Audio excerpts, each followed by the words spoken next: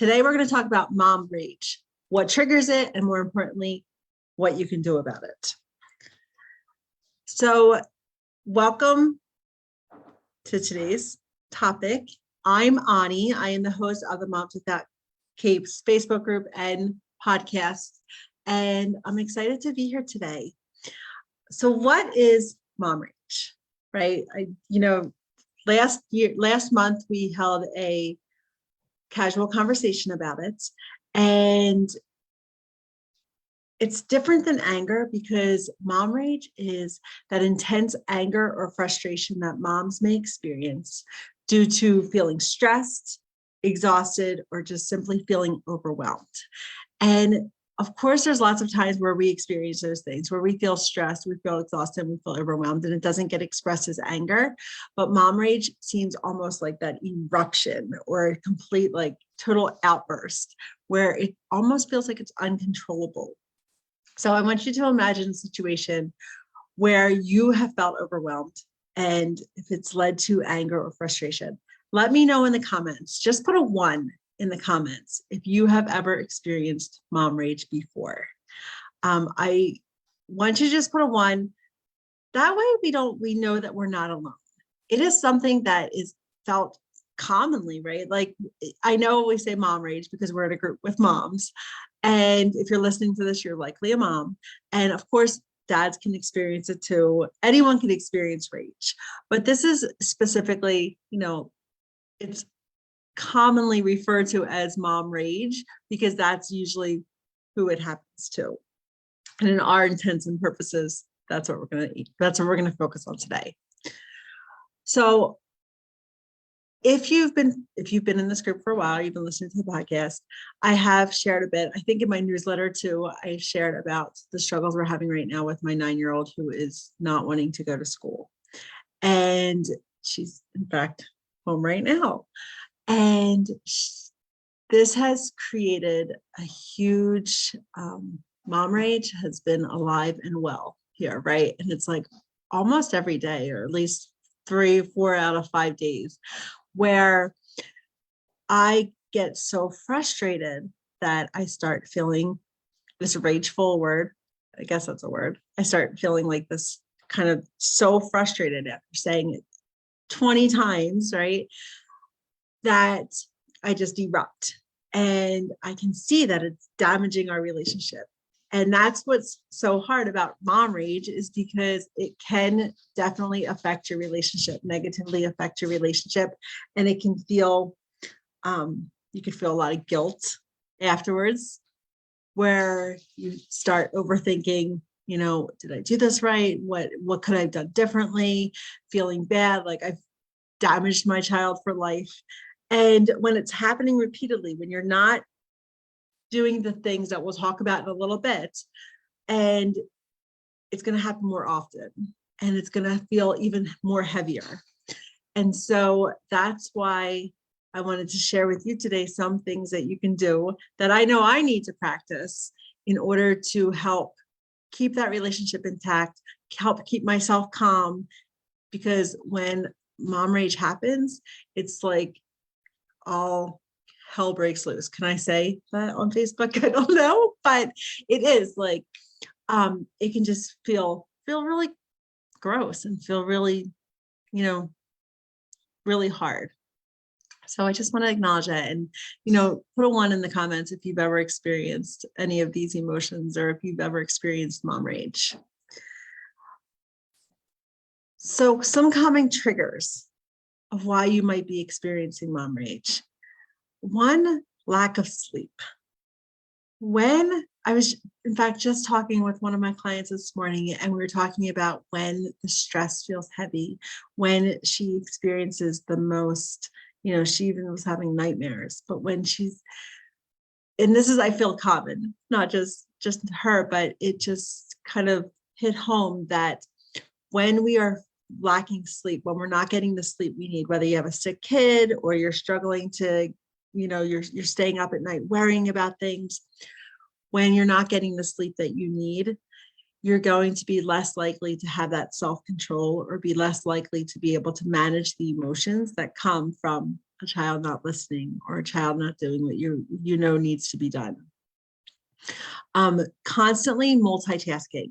I've done episodes at Facebook Lives about multitasking before, that it is a myth. One cannot actually multitask. And we may take some pride like, oh, women are better multitaskers, but it's really not true. We still need a transition period. Our mind is constantly going, when we think we're multitasking, we're really switching our focus back and forth constantly throughout the tasks.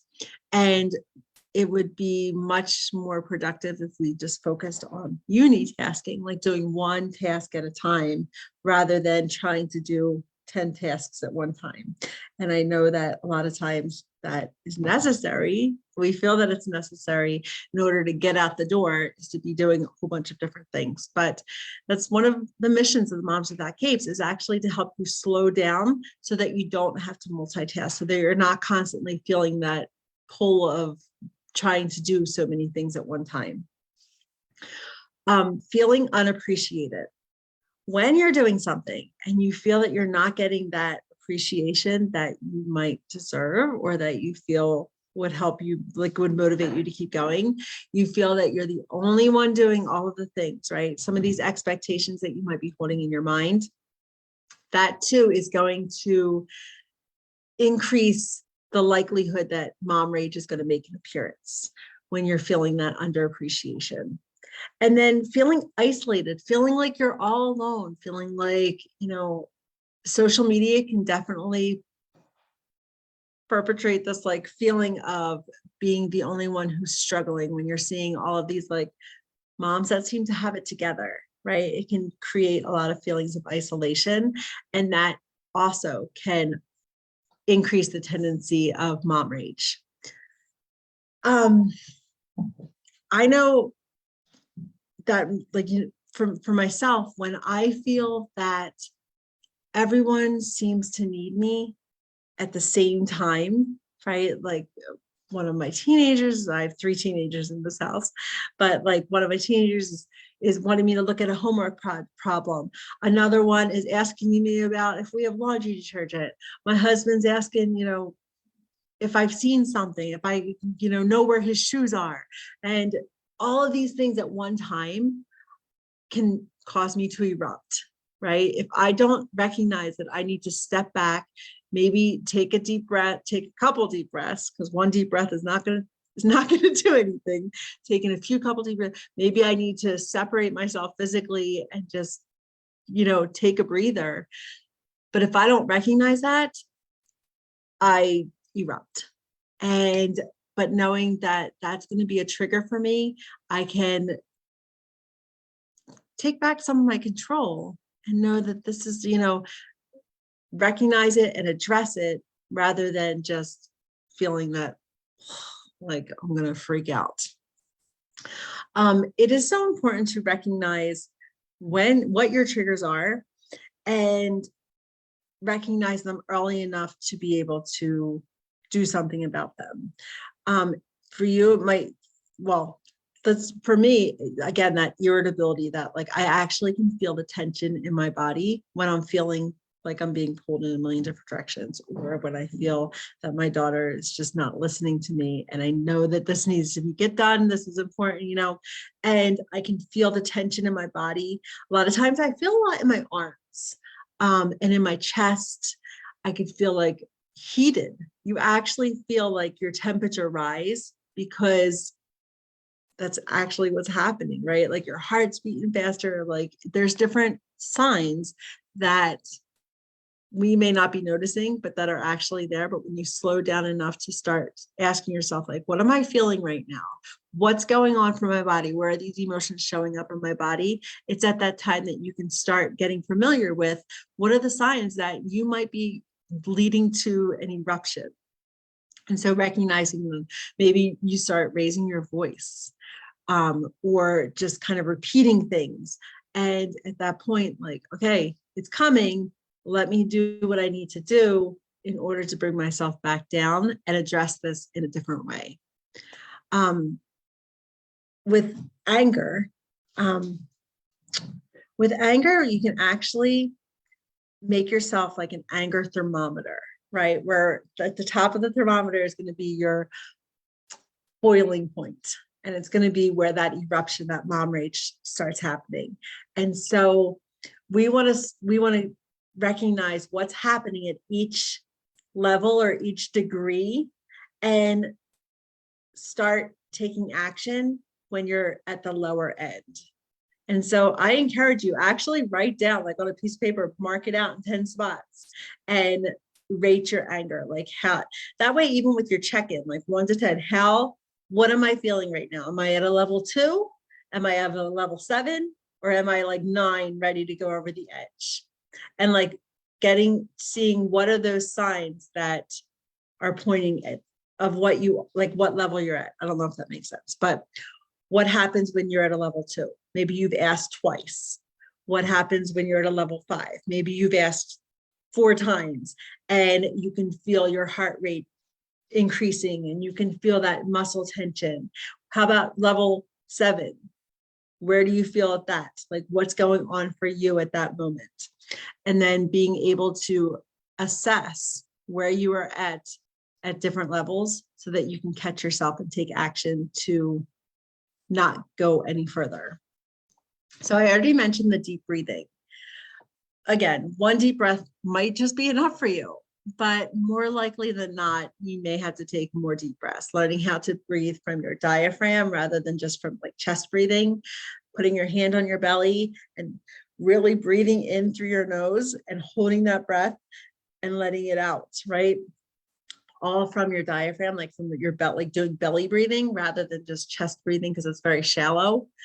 But maybe you need to separate yourself and take some calming breaths in order to reset your systems and be able to approach the situation differently. Timeout. It doesn't just work for kids. It also works for you. But being able to, I said, physically separate. Sometimes I'll go to the bathroom, or sometimes I will go outside. If an argument happened in the car and I feel like I'm going to erupt, maybe I stay in the car for a little bit longer just to bring my systems down rather than rush into the house and continue it, because I know that's going to definitely lead to the eruption. Leaning in on your support system, reaching out to a friend or family member for a quick chat, might be reaching out for a chat, like, getting in the Moms Without Capes Facebook group and saying, this is what's going on, just simply putting words to what's going on inside you can be helpful. It's been shown to be helpful. I know it's helped me some, just putting words to it. So whether you're journaling, you get in a Facebook group, you send a text, you get on a phone call with somebody, that you are close to and you feel comfortable with, doing those kinds of things are going to help you break that escalation. It is so important. I preach all about self-care, and that's going to not change here. When you're in the moment of feeling like an eruption is going to happen, yes, it is great to practice these things, to take a deep breath, to take time out, to lean in your support system.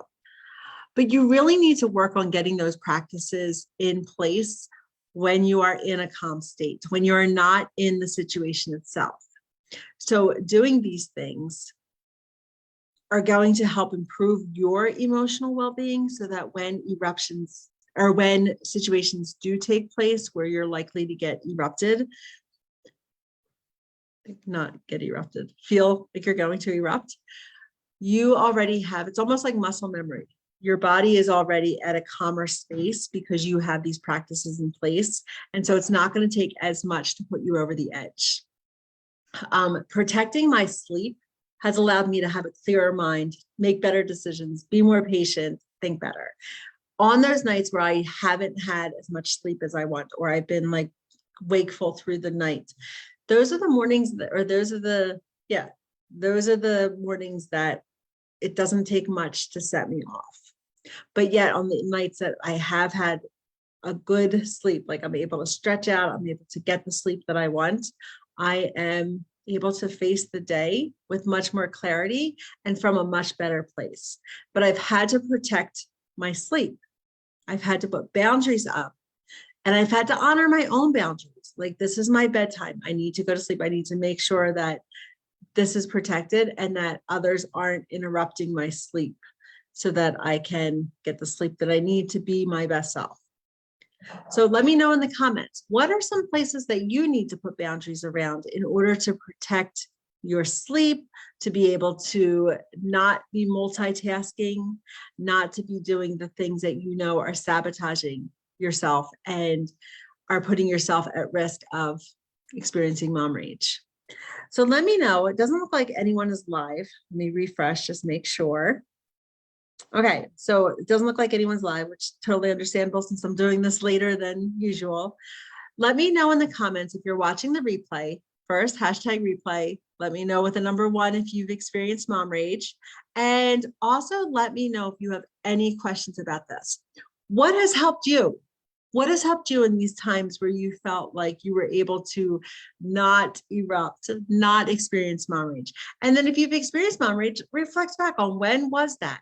What could have been done differently? What could you have done differently that would have allowed you to step back and not experience that mom rage? Let's learn from our experiences rather than, being so harsh on ourselves and just living with regret about that it happened at all. Let's say, let's normalize it.